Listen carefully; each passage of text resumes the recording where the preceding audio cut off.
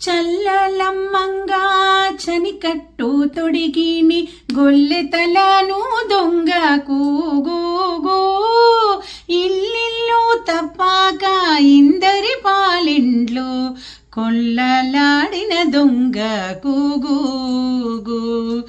ఇల్లిల్లు తప్పాక ఇందరి పాలిండ్లు కొల్లలాడిన దొంగ కూగూగు అన్నప్పుడు నాకు స్వామి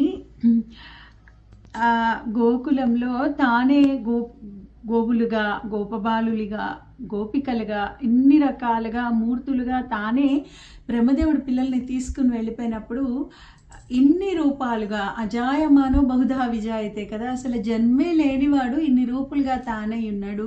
పిల్లల కాన్షియస్నెస్ చైతన్యం స్థాయిలో మార్పు చూసి పిల్లలు ఏదో సంథింగ్ డిఫరెంట్ అనుకున్నారట ఆ లీల చేసినప్పుడు.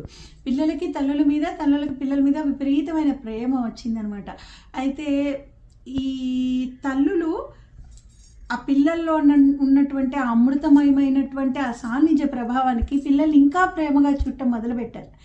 ఆ పిల్లల్ని ఆ తల్లులు అంటే ఇన్ని రూపాల్లో ఉన్నటువంటి దేవదేవుడు ఆ తల్లుల వాత్సల్యం అనే క్షీరాన్ని ఇల్లిల్లు తప్పక ప్రతి ఇంటిలోనూ ఉన్నటువంటి మాతృమూర్తికి శిశువు తానై వాళ్ళ యొక్క ఆనందామృత ఆ రసాన్ని తను పానం చేసి పరవశించిపోయాట.